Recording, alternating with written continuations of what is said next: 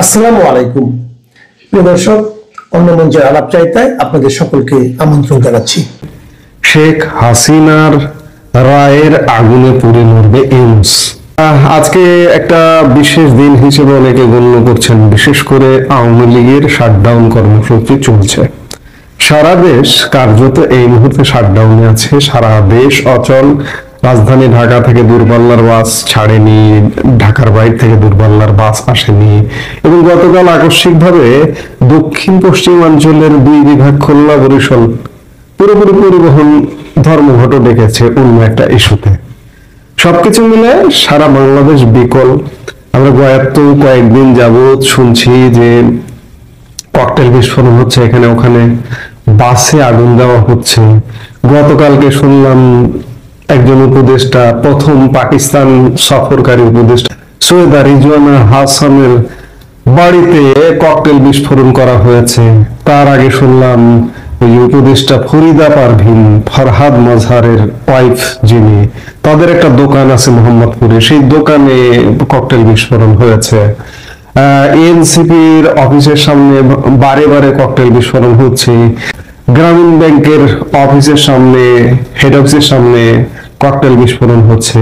সারা বাংলাদেশের বিভিন্ন অঞ্চলের গ্রামীণের কার্যালয়, গ্রামীণ ব্যাংকের কার্যালয়ে হামলা হচ্ছে।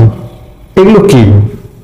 শেখ হাসিনার রায়কে কেন্দ্র করে সারা বাংলাদেশ আসলে ডক্টর ইউনূস, শুধু ডক্টর ইউনূস বললে ভুল হবে, ডক্টর ইউনূস এবং বাংলাদেশের স্বাধীনতা বিরোধী শক্তি আগুন জ্বালিয়ে দিয়েছে। এই আগুনের শেষ কোথায়? যারা আগুন জ্বালালো তারাই এই আগুনে পুড়ে মরবে। আজকে শেখ হাসিনার রায়, কিসের রায়, কার রায়? এই যে বর্তমানে যে সরকারটা, এই সরকারটা কিসের সরকার, কার সরকার? আপনার সরকার, আমার সরকার? এটা কি নির্বাচিত সরকার?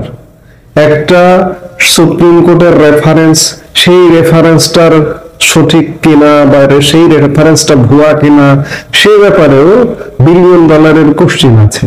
এই কোশ্চিনকে কেন্দ্র করে আদালতে রিট পিটিশন পর্যন্ত করেছিলেন একজন আইনজীবী, সেটি খারিজ করে দেওয়া হয়েছে। স্বাভাবিকভাবে, যেহেতু অবৈধভাবে দখল করা সবকিছু, আদালত, আইন সবকিছু, কাজেই খারিজ করে দেবে, এটি স্বাভাবিক।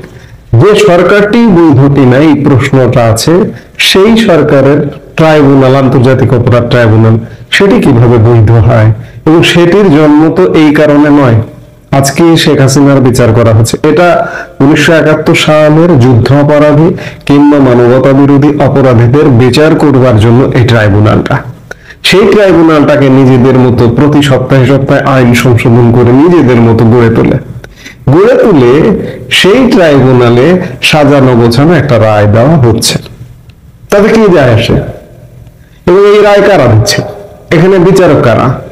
সব জামাতি। এই ট্রাইব্যুনালে কিন্তু জামাতের নেতাদের ফাঁসিতে ঝোলানো হয়েছিল, রায় দিয়ে ফাঁসিতে ঝোলানো হয়েছিল। এই ট্রাইব্যুনালটা পুরো ঘুরে গেছে। এক সময় ছিল জামাতের বিরুদ্ধে, যুদ্ধাপরাধীদের বিরুদ্ধে বিচারের ট্রাইব্যুনাল, সেই ট্রাইব্যুনালটাকে এখন জামাত দখল করেছে। বিচারকরা জামাতের, প্রসিকিউটররা জামাতের, চিফ প্রসিকিউটর জামাতের। এই ট্রাইব্যুনালের সাথে যারা যুক্ত আছে তারা সবাই জামাতের। ইউনূস এক প্রকার বলা যায় যে এই ট্রাইব্যুনালটাকে জামাতের কাছে দিয়ে দিয়েছে, জামাতের একটা দলীয় আদালত হিসেবে দিয়ে দিয়েছে। সেই আদালত শেখ হাসিনার রায় ঘোষণা করবে। আমরা যে মুহূর্তে কথা বলছি সেই মুহূর্তে হয়তো রায় ঘোষণা শুরু হয়ে গেছে, বা ভিডিওটা যখন প্রচার হচ্ছে তখন রায় ঘোষণা চলছে। এই রায় নিয়ে এত আগ্রহের কি আছে? এই রায় তো জানাই আছে যে এই রায়টা কি হবে। এই রায় শেখ হাসিনার একটা সাজানো ফাঁসি দেবে, তাতে কি যায় আসে? যে সরকারটাই বৈধ নয়, যে আদালতটাই বৈধ নয়, যে আদালত রায় দেবে, সেই আদালতের রায়টা বৈধ হয় কিভাবে? প্রশ্নই আসে না। আসলে এদের মরণে পুরোপুরি পাখা গদিয়ে গেছে। আমি গতকালকে সোশ্যাল মিডিয়ায়, ফেসবুকে একটা স্ট্যাটাস দিয়েছিলাম যে কতই না আরামে ছিলেন তারা। আওয়ামী লীগ ক্ষমতাকালে আওয়ামী লীগের গোষ্ঠী উদ্ধার করেও কেউ সুদের ব্যবসা করেছেন, কেউ বিভিন্ন পণ্যের ব্যবসা করেছেন, যেমন এই যে ফরিদা আক্তার, তার একটা দোকান আছে, দোকানে পণ্য বিক্রি করেন। ডক্টর ইউনূস গ্রামীণ ব্যাংকের মাধ্যমে সুদের ব্যবসা করেন, আবার পরিবেশ নিয়ে ব্যবসা করেন, বিদেশি ফান্ড টান এনে এই যে সৈয়দা রিজওয়ানা হাসানরা কিংবা বিভিন্ন এনজিও বিভিন্ন ব্যবসা করেন। এই ব্যবসাগুলো কত আরামে আওয়ামী লীগের একদিকে 14 গোষ্ঠী উদ্ধার করেছে আওয়ামী লীগ ক্ষমতাকালে, আর একদিকে আওয়ামী লীগের গোষ্ঠী উদ্ধার করে তারা আরামে ব্যবসা বাণিজ্য কুলে খেতে উঠেছেন। শুধু এদের কথা বললে হবে না, এই যে জামাত শিবির আজকে যে মরণ কামড় দিতে বসেছে স্বাধীনতার পক্ষের মানুষজনকে, মুক্তিযুদ্ধকে, এমনকি মুক্তিযুদ্ধ নেতৃত্ব দেওয়া আওয়ামী লীগকে মরণ কামড় দিতে বসেছে, তারাও কতই না আরামে এই দেশে ব্যবসা বাণিজ্য করে খেয়েছে। ছাত্রলীগ আওয়ামী লীগের লুঙ্গির তলে ঢুকে পড়েছে, আওয়ামী লীগ সেজেছে, ওয়েস্ট কোট পরে, মুজিব কোট আমরা যেটাকে বলি, সেই মুজিব কোট পরে জামাতের লোকজন আওয়ামী লীগ সেজে, শিবিরের লোকজন আওয়ামী লীগ সেজে বসে থেকেছে।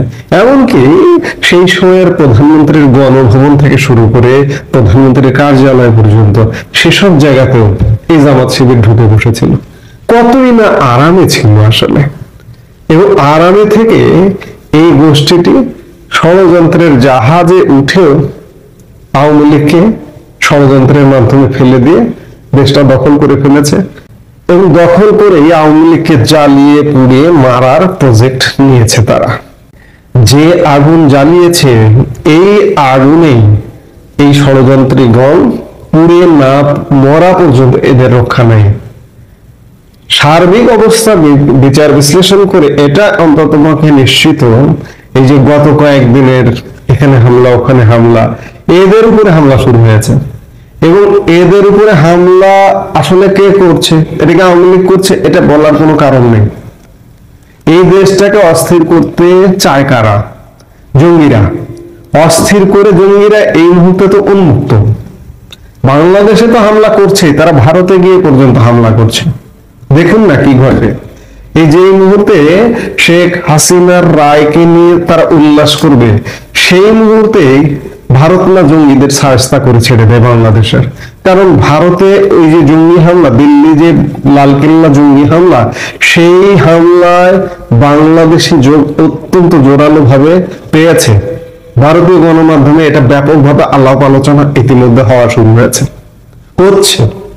জাস্ট ভারত অফিসিয়ালি প্রকাশ করা বাকি, বা ভারতীয় গোয়েন্দা সংস্থার রিপোর্টটা ভারত সরকারের হাতে দেওয়াটা বাকি। এই উল্লাসটা হয়তো উল্লাস হবে না, উল্লাসের আগেই ঘটনা ঘটে যাবে, উল্লাস করতে করতে ফুটিয়ে দেবে। কাজেই যে আগুনটা বাংলাদেশে জ্বালিয়ে দেওয়া হলো, সেই আগুনে এরা পুড়ে ছারখার হয়ে যাবে। কারণ প্রতিহিংসার রাজনীতি এরা শুরু করেছে। আমি বললাম যে আওয়ামী লীগের 14 গোষ্ঠী উদ্ধার হয়ে গেছে, উদ্ধার করা হয়েছিল, আবার ষড়যন্ত্রে সামিল হয়েছিল। আওয়ামী লীগ আসলে কিচ্ছু বলেনি, তবে আওয়ামী লীগ মনে হয় শিখলো যে কিভাবে দানব হতে হয়, কিভাবে দমন করতে হয়, ব্যবসা বাণিজ্য সব বন্ধ করে দিতে হয়। আওয়ামী লীগের যেমন ব্যবসা বাণিজ্য জীবন জীবিকা বন্ধ করে দিয়েছে, এগুলো কিভাবে বন্ধ করে দিতে হয়? এই যে ষড়যন্ত্রকারী এনজিও ব্যবসায়ীরা, সুদ ব্যবসায়ী, পরিবেশ ব্যবসায়ী, কিংবা এই যে জামাত শিবিরের বিভিন্ন ব্যবসায়ী গ্রুপ, বিভিন্ন প্রতিষ্ঠান, এগুলো যে আওয়ামী লীগের আমলে কি আরামে চলেছে, আওয়ামী লীগকে মনে হয় শিখিয়ে দিল। কারণ আওয়ামী লীগ আসবেই, আওয়ামী লীগ ফিরবেই। আওয়ামী লীগকে কেউ যদি দাবিয়ে রাখতে চায়, এটা পারবে না আসলে। কদিন আগেও যারা বলছিল যে আওয়ামী লীগ শেষ, আওয়ামী লীগ আসবে না, কিন্তু না, আওয়ামী লীগ আসছে, খুব বড় ধরনের ধেয়ে আসছে, খুব বড় ধরনের সাউন্ড পাওয়া যাচ্ছে। আমি কানে সাউন্ড পাই, আমার কান আছে হয়তো, আমি সাউন্ড পাই। আপনার কান নেই, আপনি সাউন্ড পান না, এটা আপনার ব্যাপার। কাজেই আওয়ামী লীগ আসলে কি পরিণতি হবে? আবার কি লুঙ্গির তলায় এরা ঢুকবে আওয়ামী লীগের, ছাত্রলীগের? আমার মনে হয় না এবার এটা সম্ভব হবে।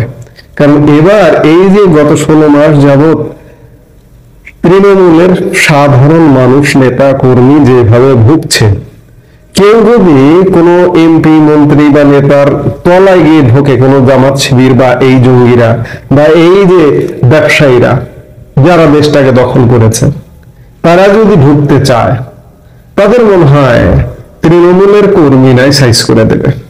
কাজেই এই যে শেখ হাসিনার রায়, এই রায়ের আগুনটা যে জ্বালানো হলো, এই আগুনে ইউনূস এবং তার সঙ্গী সাথীরা, রাজনৈতিক দল জামাত, বিএনপি বা অন্যান্য যারা আছে, তারাই জ্বলে পুড়ে মরে ছারখার হয়ে যাবে। পরিস্থিতি কিন্তু সেদিকেই যাচ্ছে। কাজে আজকে রায়ে কি হলো, এই রায় সাজানো রায় মৃত্যুদণ্ড ঘোষণা করবে, এটা আগে থেকে যে সময় জামাতের নেতাদের, যুদ্ধাপরাধী নেতাদের বিচার করা হয়েছিল, সেই বিচারের সময় এরা পণ করেছিল যে আমাদের যদি কোনোদিন সুযোগ আসে আমরাও ফাঁসিতে ঝুলিয়ে দেব। আজকে সেই ফাঁসির ঝোলানোর রায় ঘোষণা করবে, এই রায়ের 1 পয়সা মূল্য নেই।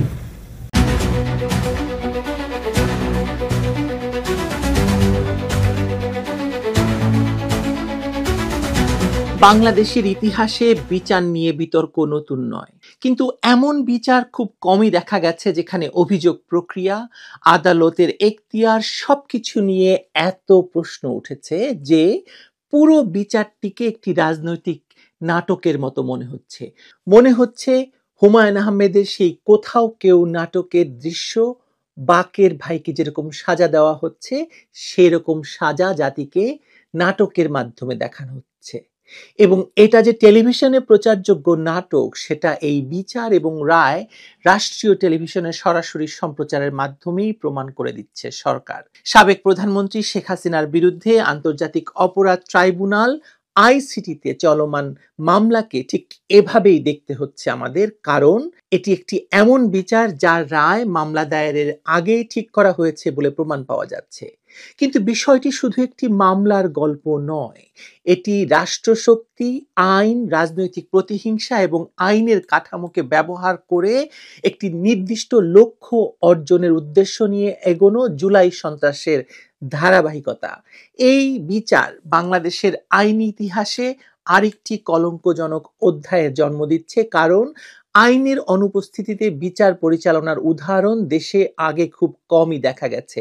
যে আইনটি এখনো অধ্যাদেশ মাত্র, আইন হিসাবেই দাঁড়ায়নি, সেটি দিয়ে সাজা ঘোষণা কিভাবে সম্ভব আপনিই বলুন তো। আমি এক এক করে পুরো বিষয়টি তুলে ধরছি। এখানে কেন এই পুরো মামলা ও রায় ঘোষণা সবই জুলাই সন্ত্রাসীরা নিজেদেরকে বাঁচানোর জন্যই করে যাচ্ছে কেবল। চলুন পুরো ঘটনাটি পর্যায়ক্রমে দেখা যাক।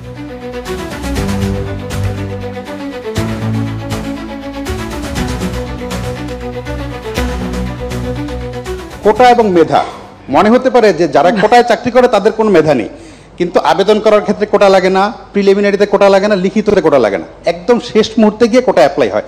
তখন আসলে মেধায় সবাই সমান। এখন আমার সামনে যদি দুইটা অপশন থাকে যে দুইজনই সমান মেধাবী, একজন মুক্তিযুদ্ধের সন্তান, একজন রাজাকারের সন্তান, আমি অবশ্যই মুক্তিযুদ্ধের সন্তানকে চাকরি। অবশ্যই কোটা আর মেধা তো এক জিনিস না, তো এইখানে দ্বন্দ্বটা সৃষ্টি করে, এটা একটা ট্যাকটিক্স। যে সংবাদ সম্মেলনটি এতক্ষণ দেখলেন, জুলাই সন্ত্রাসীদের জন্য এটাই ছিল বাহানা আর আক্রমণের মূল কারণ। এখান থেকেই শুরু হয়েছিল জুলাই সন্ত্রাসীদের ক্ষমতা দখলের অধ্যায়। 2024 সালের জুলাই আগস্টে ছাত্র জনতার আন্দোলনের পটভূমিতে যে সহিংসতা ছড়িয়ে পড়ে তা ছিল বহুস্তরীয়, সমন্বিত এবং দেশি বিদেশি নেটওয়ার্কের অংশগ্রহণে পরিচালিত একটি বৃহৎ সহিংস অভিযান। কিশোর গ্যাং, জঙ্গি সংগঠন, পাকিস্তান ভিত্তিক নেটওয়ার্ক, আইএসআই, ভাড়াটে রোহিঙ্গা বাহিনী, এমনকি দেশের ভেতরকার সন্ত্রাসী গোষ্ঠীগুলোকে এই সহিংসতায় ব্যবহার করা হয়েছিল। বিভিন্ন থানায় মামলা, সরকারি ভবনে অগ্নিসংযোগ, সড়ক অবরোধ, 7.62 স্নাইপার রাইফেল চালানোর দক্ষ চাকুরিচ্যুত সামরিক কর্মকর্তাদের মাধ্যমে সাধারণ নাগরিকদের চোখ, মাথা লক্ষ্য করে গুলি চালানো, এসব প্রমাণ করে যে আন্দোলনের ভেতরে বড় ধরনের অনুপ্রবেশ ঘটানো হয়েছিল।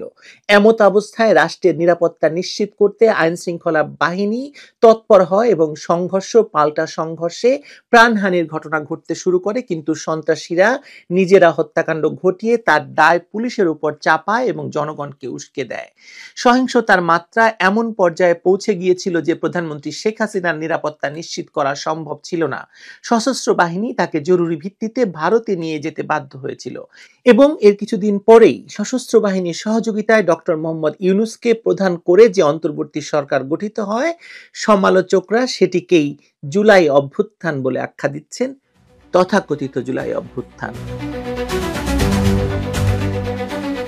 ক্ষমতা দখলের আগে জাতিসংঘকে কাজে লাগিয়ে সেনাবাহিনীকে সহিংসতা দমনে রাষ্ট্রের নির্দেশ না মানার জন্য জাতিসংঘের মানবাধিকার বিষয়ক হাই কমিশনার ভলকার তুর্ক বাধ্য করেন। আবার এই ভলকার তুর্কের অফিসকেই এই জুলাই সন্ত্রাসে শেখ হাসিনা সরকারের বিরুদ্ধে মানবাধিকার লঙ্ঘনের অভিযোগগুলো তদন্ত করতে বলা হয়। জাতিসংঘের OHCHR একটি তথ্য অনুসন্ধানী দল পাঠায়, যারা দ্রুত গতিতে একটি রিপোর্ট প্রকাশ করে। কিন্তু জাতিসংঘের এই সংস্থাটির দেওয়া তদন্ত রিপোর্ট নিয়ে অনেক অভিযোগ। বিশেষ করে রিপোর্টটি মাঠ পর্যায়ে যাচাই ছাড়াই তৈরি করা হয়েছে, সহিংসতার সংখ্যা অতিরঞ্জিত, রাজনৈতিক প্রেক্ষাপট বিবেচনা করা হয়নি, আন্দোলনের অস্থিরতা, জঙ্গিবাদ, সশস্ত্র হামলার সম্ভাব্য সম্পর্ক উপেক্ষিত হয়েছে এই রিপোর্টে, এবং সর্বশেষ সেনাবাহিনীকে কোনো ধরনের প্রশ্ন করা হয়নি এবং তদন্তের ভেতর রাখা হয়নি। রিপোর্টটি কোনো প্রকার যাচাই বাছাই ছাড়াই 15ই আগস্ট পর্যন্ত হত্যার শিকার হওয়াদের সংখ্যা 1400 বলে উল্লেখ করে এবং একই সঙ্গে দেশ পুনর্গঠনের সুপারিশ করলেও সমালোচকদের মতে ডক্টর ইউনূসের নেতৃত্বাধীন সরকার সে পথে না গিয়ে প্রতিহিংসামূলক বিচারকে বেছে নেয় এবং রাষ্ট্রকে নতুন রাজনৈতিক বিভাজনের দিকে ঠেলে দেয়। এতদিন আপনারা আইসিটি আদালতের প্রধান প্রসিকিউটর হিসেবে নিয়োগপ্রাপ্ত তাজুল ইসলামকে সকলেই চিনে গিয়েছেন। কারণে অকারণে ক্যামেরার সামনে দাঁড়িয়ে তিনি শেখ হাসিনাকে পারলে নিজেই ফাঁসির দড়ি পড়ান। কিন্তু এই লোককে আপনারা আগেও দেখেছেন যখন শেখ হাসিনার সরকার যুদ্ধাপরাধীদের বিচার করছিল, কারণ তখনও প্রায় প্রতিদিন আদালতের শুনানি শেষে এই তাজুল ইসলামী গোলাম আজম, নিজামী, মুজাহিদদের নির্দোষ দাবি করে বক্তব্য দিতেন। কিন্তু তাজুল ইসলামের দুর্ভাগ্য যে তিনি সে সময় তার যুদ্ধাপরাধী মক্কেলদেরকে ফাঁসির রায় থেকে বাঁচাতে পারেননি। কিন্তু এখন তাজুল ইসলাম হয়েছেন শেখ হাসিনার বিরুদ্ধে দায়ের করা মামলার প্রধান কৌশলী বা প্রসিকিউটর। তিনি যুদ্ধাপরাধীদের আইনজীবী ছিলেন। এই আদালতে এখনো যুদ্ধাপরাধের মামলায় তিনি আসামি পক্ষের আইনজীবী হিসেবে নিয়োজিত, কিন্তু তিনি আবার শেখ হাসিনার মামলায় এই আদালতে প্রধান প্রসিকিউটর। ভাবুন একবার যে একই আদালতে তার অতীত ভূমিকা বিচারকের নিরপেক্ষতা নিয়ে প্রশ্ন তোলা সঙ্গত কি নয়। জাতিসংঘ কিন্তু তাদের রিপোর্টে এই নিয়োগকে উদ্বেগজনক বলে উল্লেখ করেছে। এ ধরনের স্বার্থ সংঘাত বিচার প্রক্রিয়ায় বিশ্বাসযোগ্যতাকে যে গুরুতরভাবে ক্ষুণ্ণ করে তা তো বলাই বাহুল্য। বুঝেই হোক আর না বুঝেই হোক, OHCHR এমনকি তাজুলের পরামর্শদাতা ব্রিটিশ আইনজীবী টবি ক্যাডম্যান সরকারকে পরামর্শ দিয়েছিল নেদারল্যান্ডের হেগে অবস্থিত ICCতে শেখ হাসিনার বিরুদ্ধে মামলা করার জন্য। কিন্তু সরকার বুঝতে পেরেছিল সেখানে তারা জিততে পারবে না। যেটা সম্ভব দেশে ক্যাঙ্গারু কোর্ট বসিয়ে নিজেদের ইচ্ছে মতো বিচার এবং রায় ঘোষণা করা। ক্যাঙ্গারু কোর্ট হচ্ছে 1841 সালে আমেরিকার প্রত্যন্ত অঞ্চলে নিজের মতো করে তড়িঘড়ি বিচার কাজ শেষ করে ক্যাঙ্গারুর মতো লাফ দিয়ে আরেক জায়গায় একইভাবে বিচার করে বিচারক চলে যেত। এতে বিচার নিয়ে জনমনে প্রশ্ন থেকে যেত। আবার কেউ কেউ বলে যে 1849 সালে ক্যালিফোর্নিয়া গোল্ড রাশে অস্ট্রেলিয়ান খনি শ্রমিকদের অপরাধের জন্য তাড়াহুড়া করে নিজেদের ইচ্ছে মতো রায় ঘোষণা করে শাস্তি দেওয়া হতো বলে এই কোর্টকে অস্ট্রেলিয়ার প্রাণী ক্যাঙ্গারুর নামানুসারে ক্যাঙ্গারু কোর্ট নামে অভিহিত করা হয়েছিল। শেখ হাসিনাকে পলাতক দেখিয়ে একজন আইনজীবী নিয়োগ করেছে সরকার।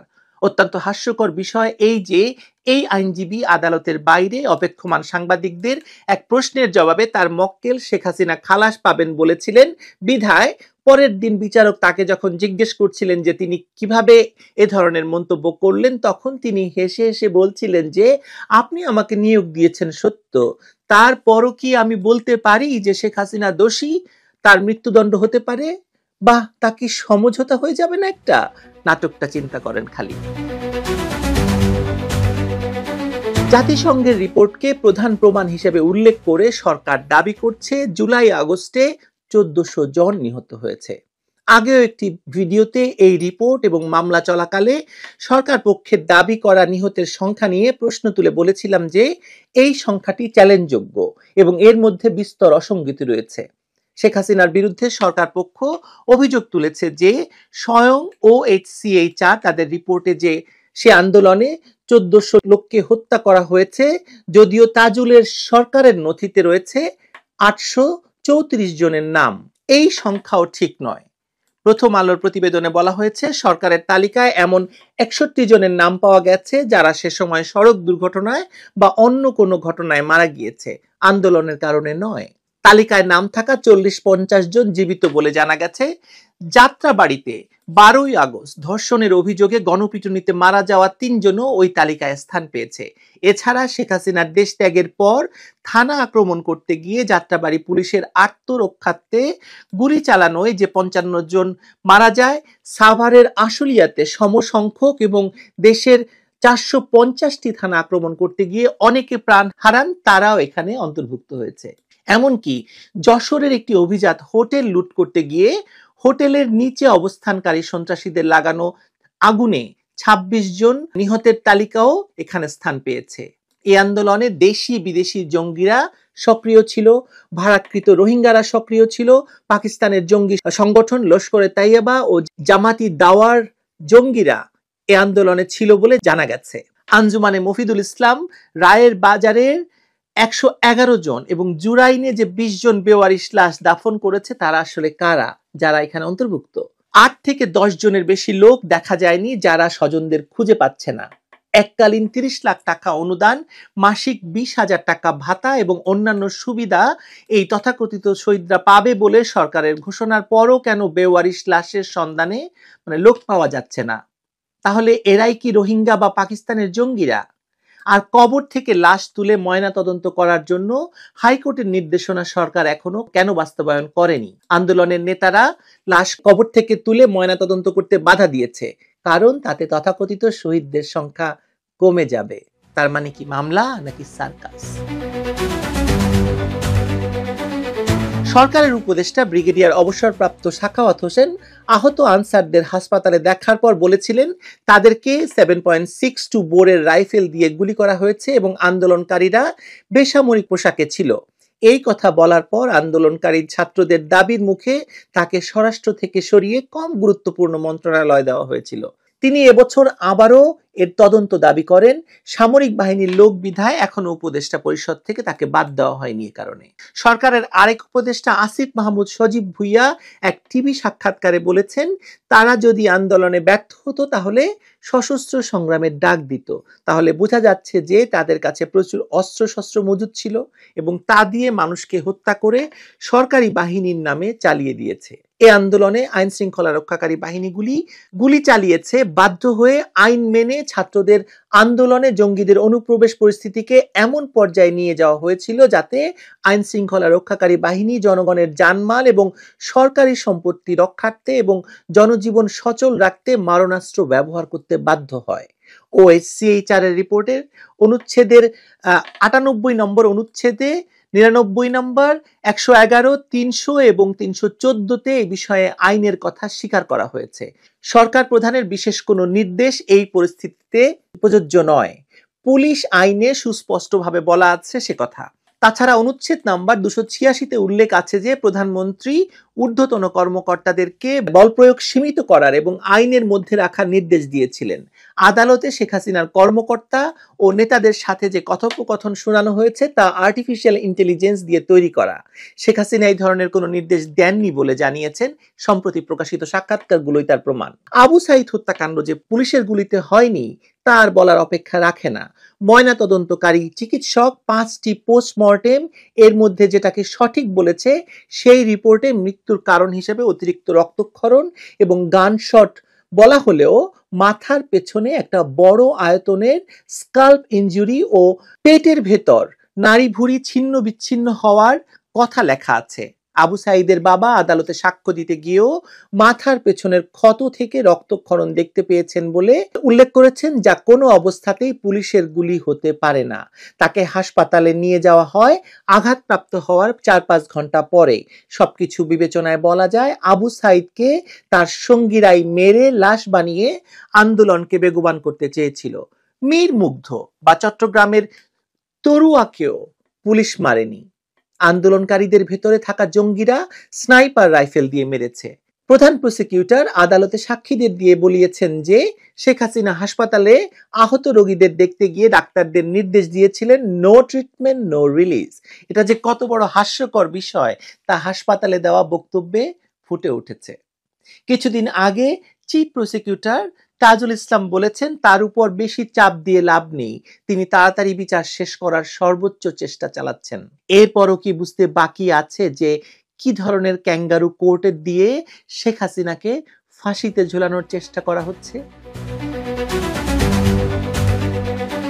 আন্তর্জাতিক অপরাধ ট্রাইব্যুনাল আইন 1973-এর কোনো ধারাই আলোচ্য অপরাধের অভিযোগে বিচারের বিধান উল্লেখ নেই এবং এই আইনের মর্মার্থ এতদ বিচারের পরিপন্থী। অত্র আইনে এই বিচার হতে পারে না। আইনের গতি এবং ব্যাখ্যা